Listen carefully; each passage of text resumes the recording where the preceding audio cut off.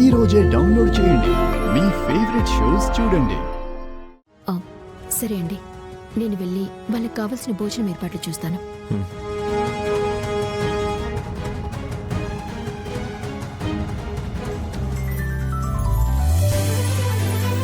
అక్క, ఏంటి నువ్వెప్పుడొచ్చావు?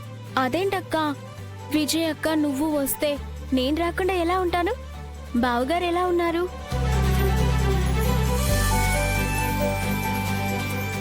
దుర్గా అన్ని అర్థం చేసుకుంటుంది. నా తమ్ముడు చేసిన తప్పుకి దుర్గ నాకు దూరం అయిపోతుందేమోనని భయపడ్డాను. దేవుడి దయ వల్ల మళ్ళీ తన ఇంటికి వచ్చేసింది. ఇంకోసారి ఇలా జరగకుండా చూసుకోవాలి.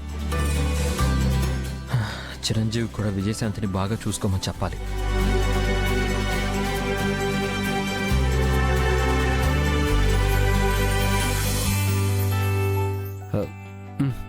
నేను చేస్తాను.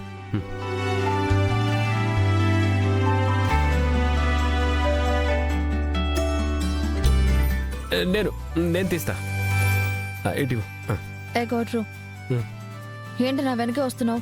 మెడలో తాళి కట్టినాక నా వెనక నువ్వు వస్తావు అనుకున్నా, రాలేదు. అందుకే నీ వెనక నేను వస్తా ఉండా. పిచ్చి పిచ్చి వేషాలు వేయకుండా బయటకు వెళ్ళు. అదేంటి పాపా, నాతో కలిసి ఉందామనే కదా వచ్చుండో, నన్ను బయటికి పొమ్మంటావేంది? వచ్చాను కదా అని నీ ఇష్టానికి నువ్వు ప్రవర్తించావంటే బాగోదు. నీ లిమిట్స్ లో నువ్వుండు.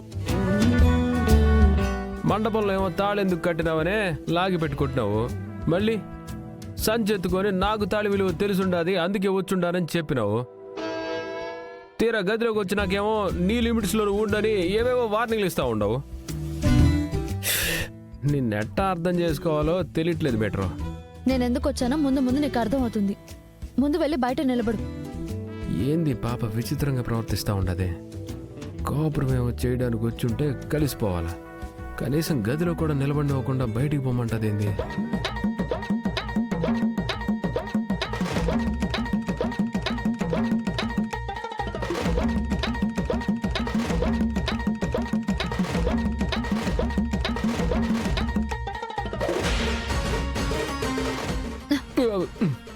ఒకప్పుడు తాగేవాడు ఎదురొస్తుంటేనే పక్కకు పోయేదాన్ని. అలాంటిది ఇప్పుడు వీడితో జీవితాంతం ఇక్కడే ఉండాల్సిన కర్మ. ఛా!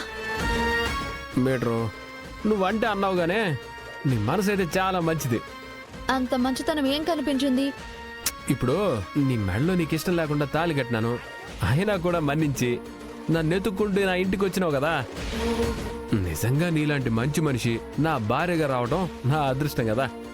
ఏమంటావు? నేను ఇక్కడి దాకా వచ్చింది కృష్ణంరాజు గారి కోసం. ఈ ఇంటి పరువు పోయిందంటే మా అక్క కూడా ఈ ఇంట్లో కోడలు కాబట్టి మా పరువు కూడా పోయినట్టే. అందుకే నా వల్ల మావయ్య గారి పరువు పోకూడదు, మా అక్క బాధపడకూడదని ఇక్కడి దాకా వచ్చాను.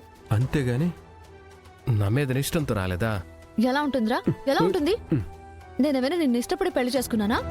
నువ్వేమైనా నన్ను ఒప్పించి తాళి కట్టావా? పాపా, నీ ఇష్టానికి నువ్వు వచ్చి తాళి కట్టగానే నేను నిన్ను ఇష్టపడతాననుకున్నావా? సరే సరేలే, నువ్వు కోపంలో ఉండవు. మళ్ళీ జరిగిందంతా తలుచుకుని ఎందుకు బాధపడతావు? మండిపోతుందిరా ఇక్కడ. సర్లే ఈడ్చిపెట్టి మీటరు. ఏందిరా ఇడ్చిపెట్టేది?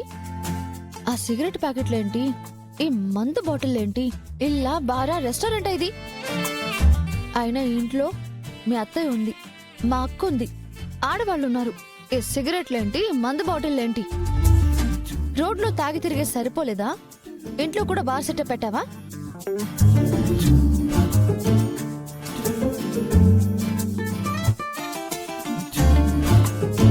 బాటిల్ పెట్టుకొని తిరుగుతున్నావు. ఛీ! పాపా, పాపా, అదేండే పెట్టు. అది చాలా కాస్ట్లీ పాపా. నా ఫ్రెండ్ గిఫ్ట్ ఇచ్చుండదే. తాగి తాగి దరిద్రాన్ని కడుపులో పోసుకుని ఆరోగ్యం పాడు చేసుకోవడం తప్పితే ఏంట్రా దీనివల్ల ఉపయోగం? మళ్ళీ దాన్ని ఎవరో గిఫ్ట్ ఇవ్వడం ఒకటి, దాన్ని నువ్వు మళ్ళీ భద్రంగా దాచిపెట్టుకోవడం ఒకటి. నేను రాకముందు సరే, నేను వచ్చిన తర్వాత ఇక ఇంట్లో ఇలాంటివి ఉండాల్సిన అవసరం లేదు. పాపా,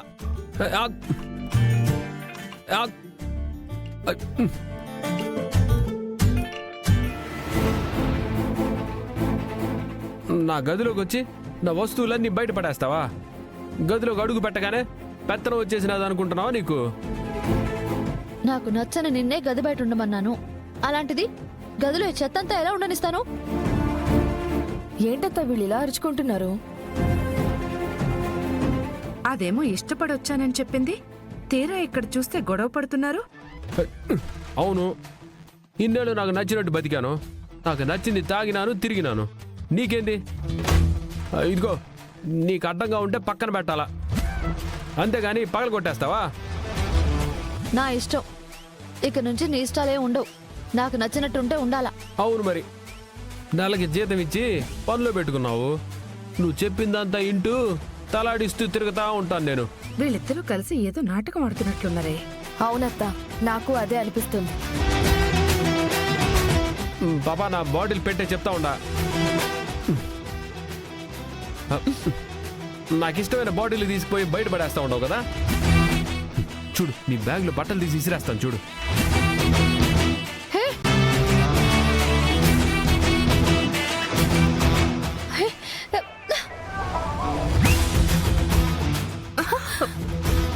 వీళ్ళేంటత్తా వాళ్ళిద్దరూ కొట్టుకుంటూ మన మీద ఇవన్నీ విసిరేస్తున్నారు? వీళ్ళిద్దరూ ఏదో అన్యోన్యంగా ఉంటారని ఇంట్లో వాళ్ళందరూ హ్యాపీగా ఫీల్ అవుతున్నారు. అర్జెంటుగా వెళ్లి విషయం చెప్తే ఇటు నుంచి ఇటే దాన్ని ఇంట్లో నుంచి బయటికి పంపించేస్తారు. పద, పెద్దమ్మకి చెప్దాం. ఏంది? నా వస్తువులు బయటకు విసిరేస్తావా? చూస్తూ ఊరుకుంటాననుకున్నావా కోట్రు? నీ బట్టలు ఎలా విసిరేస్తానో చూడు. పాపా, అది నా ఫేవరెట్ షర్టు. నా చొక్కానే ఇసిరేస్తావు నువ్వు.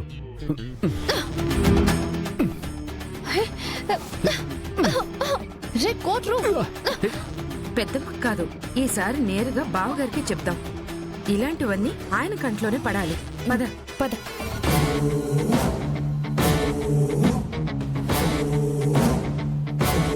బావగారు, మావయ్య, బావగారు, ఏమైందమ్మా? ఏంట కంగారు? ఆ విజయశాంతి మన చిరంజీవి ఇద్దరూ కలిసి మన దగ్గర బాగా నాటకాలు ఆడుతున్నారు బావగారు. నాటకాలు ఆడటం ఏంటమ్మా? ఏం మాట్లాడుతున్నారు మీరు? చూస్తే కానీ మీకు అర్థం కాదు మావయ్య గారు. వాళ్ళు మన ఎదురుగా ఎంత అన్యోన్యంగా ఉంటున్నారో విజయశాంతి ఎన్ని కబుర్లు చెప్పింది. అవన్నీ ఏమీ లేవు. ఇద్దరూ భయంకరంగా తిట్టుకుంటున్నారు అక్కడ. నా తమ్ముడు మీద ఇష్టంతో ఆ అమ్మాయి ఇక్కడికి వచ్చింది. వాడు గొడవ పడ్డం ఏంటి? ఏదో ఒకటి చెప్పి దాని గురించి గొడవ చేయడం తప్ప మీకు వేరే పనేం లేదా? మా మాట నమ్మరా మీరు? మా కళ్ళారా మేము చూసాం కాబట్టి వచ్చి చెప్తున్నాం. ఆవిడ గారు చెప్పినట్టు మావయ్య గారి మీద అభిమానంతో, ఆయన పరువు పోతుంది అన్న బాధతోనో, లేదా చిరంజీవి బావ మీద ప్రేమతోనో, మెడలో కట్టిన తాళి మీద గౌరవంతోటో రాలేదు. చిన్న బావ మీద కోపంతో వచ్చింది. అదే చెప్తుంది. అక్కడ బావ కూడా ఏం మాట్లాడలేక బిత్తరపోయి చూస్తున్నాడు. ఆ!